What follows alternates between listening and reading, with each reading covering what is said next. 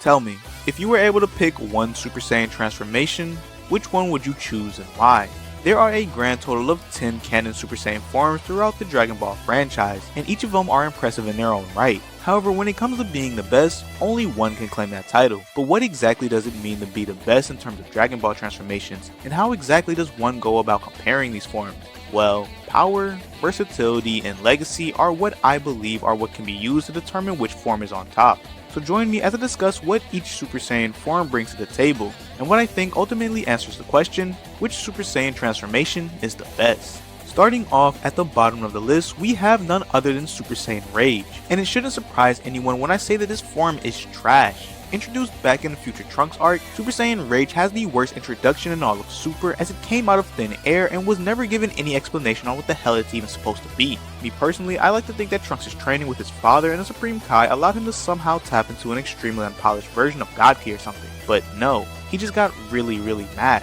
So let me keep this short. The legacy of this form, just like the form itself, is non-existent. As for its versatility, although we don't know much about it, if I were a betting man, and trust me I'm not, I'd say that its versatility, just like its legacy, is complete and utter garbage.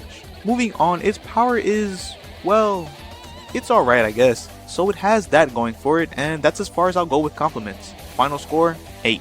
Moving on to 8th place, we have Super Saiyan 3, a form that graced our eyes all the way back during the Buu saga. And man, did it have one hell of an entrance. You see, where Super Saiyan 3 excels the most when it comes to discussing whether or not it's the best is simply its legacy, as that's really all it has, and even with it, its legacy still pales in comparison to other forms within the series. This is because Super Saiyan 3 had two jobs when it was introduced. One was to stall for time, and the other was to allow our heroes to go toe to toe with the big bad of its debut arc, and it did those two things well, but that's all it really ever did. Outside of that, this transformation didn't play much of a role within its own arc as well as the rest of the series, and on top of that, even with how memorable its debut was, it had little to no build up, it kind of just happened. So although this form did its job and had a transformation sequence that many other forms wish that they could replicate, it still falls behind a lot of other forms when it comes to its legacy. Oh, and I guess it doesn't help that this form literally has no wins underneath its belt within the canon series. Moving on, where this form falls even further behind compared to the others is in both its versatility and power. Now don't get me wrong, this form is powerful, it's just that compared to a lot of forms in Super, the original 3 forms are easily outclassed when it comes to power output. As for its versatility, it should be no surprise that it's one of the worst forms when it comes to trying to do anything with, as it seems to be a hard form to master already, and on top of that there isn't much you can do with it. There are no techniques that you can stack on it, and there are no forms that can be built upon this one. So sadly, due to how much its power and versatility holds it back, as well as having a lackluster legacy to begin with, Super Saiyan 3's final score came out to a pitiful 10. Okay, in 7th place we have Super Saiyan Blue Evolution, and this form is by far the strongest Super Saiyan form that any normal Saiyan can achieve, as it's 20 times stronger than the already powerful Super Saiyan Blue. So when it comes to power, of course this form is the pinnacle in that aspect. However, when it comes to its legacy, just like Super Saiyan Rage, this form seemingly has no build-up and is literally the definition of an ass pull, and this is coming from someone who actually likes the transformation. The only thing that this form's legacy has for it is that it did manage to win a fight against a god of destruction in training, which is pretty impressive, but it doesn't really help the fact that this form is narratively weak.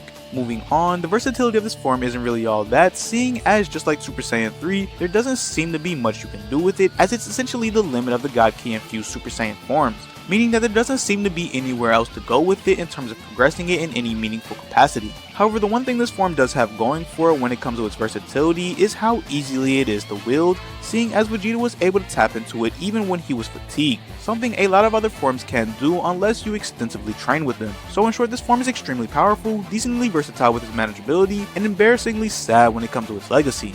Final score, 14. Moving on to 6th place, we have Super Saiyan 2, and just like its predecessor, this form is one of the most popular forms within the franchise, and because of that, this is where it excels the most. Due to its build-up over the events of the Android Saga and its debut with Gohan during his battle against Cell, it easily ranks among the highest when it comes to the impact it left. After this, the next thing that this form excels in is surprisingly its versatility. You see, besides this form being one of the best forms for combat due to its lack of drawbacks, the other reason it can be considered versatile is due to Super Saiyan Rage, a form that seems to be an evolution of Super Saiyan 2, and what this shows us is just like the original Super Saiyan form, Super Saiyan 2 can be used as a baseline for other transformations, just not as much as its predecessor.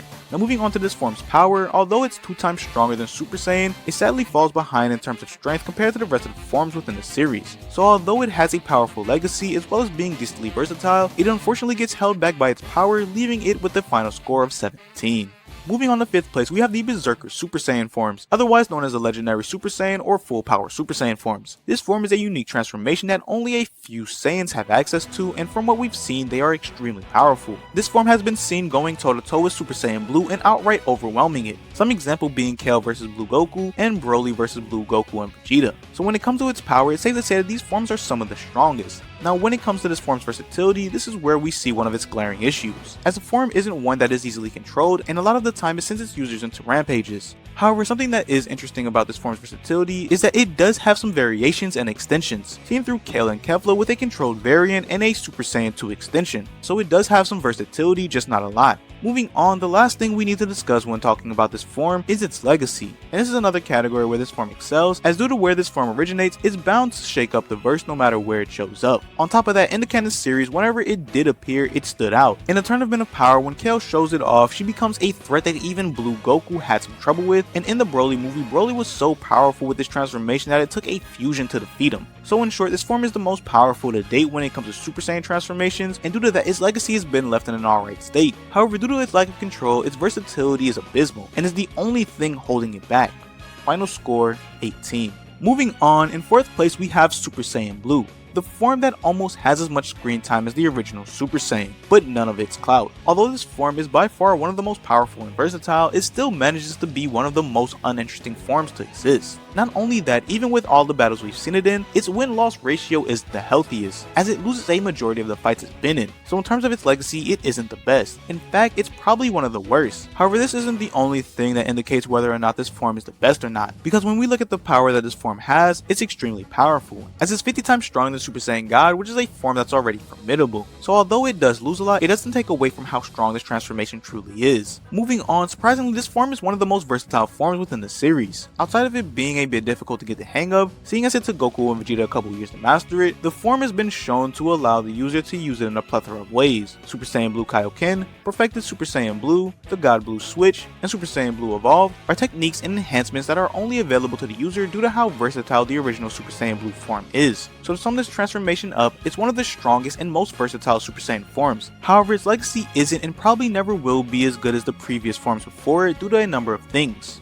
Final score, 19. Moving on, in 3rd place we have Super Saiyan Rose, a Super Saiyan form that can only be achieved by someone who was born with Divine Ki, and unlike its sister transformation, this form actually has a great legacy. This is primarily due to who wielded it in the first place, Goku Black. Not only that, the introduction of this form was done extremely well in setting the tone for the arc, as the feeling of dread that overtook our heroes when Goku Black tapped into it was truly amazing, so it's no wonder why this form is remembered so fondly. However, the only thing it does have going against it is that the form did sort of come out of nowhere. Moving on, the power this transformation wields is comparable to Super Saiyan Blue and is arguably a bit stronger, but to be honest, it might have just been Goku Black that made this form as strong as it was. The next and last section we need to discuss is this form's versatility, and it's hard to tell whether or not this form is versatile strictly because it's just that good, or if it's due to Goku Black, and well, that's the problem with Super Saiyan Rose. A lot of its accolades are tied to a broken character, making this form seem far better than it actually is. However, that's not to say that it isn't a great form, because it is, but it's safe to say that it's not much better than the original Super Saiyan Blue form. So the final score for Super Saiyan Rose is 20.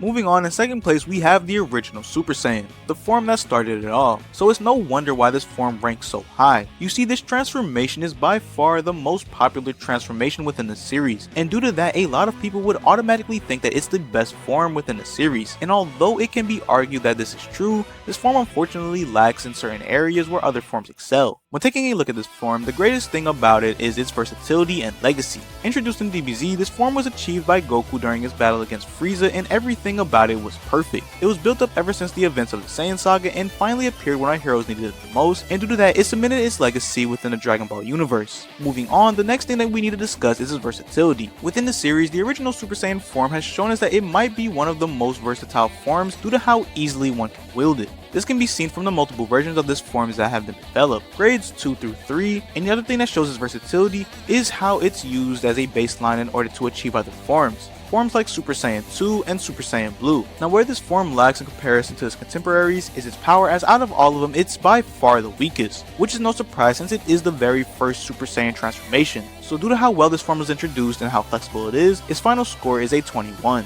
Moving on to the best transformation within the Dragon Ball verse, we have none other than the form that kicked off the Dragon Ball Renaissance all the way back in 2013. Super Saiyan God, a transformation that has far more positives going for it than negatives. If we take a look at its legacy, we can see that due to this form originally being introduced within a movie with a runtime of only 105 minutes, it didn't have much time to build itself up as much as Super Saiyan 1 and 2. However, even with this limited time, this transformation has shown us that it's one of the better forms within the series, as within the Battle of Gods movie it had a solid build up due to the introduction of a compelling and powerful antagonist who was obsessed with a legend that at the time could have been just that, a legend. And because of this, it only made this form's debut one of the better sequences in Dragon Ball Super. Now when it comes to this form's power, it's one of the more stronger forms within the series, being leagues above the original Super Saiyan forms. So much so in fact that a Saiyan using this form could solo all of Dragon Ball Z. However, even with how strong it is, it's a few tiers below the rest of the God forms, seeing as it was the first. Moving on, the versatility that this form has is one of its strongest qualities. However, that's not to say that it's the best in this quality, as that title would either go to Super Saiyan or Super Saiyan Blue, but it does have more than enough to show that it's one of the better forms when it comes to versatility. This is because of two reasons.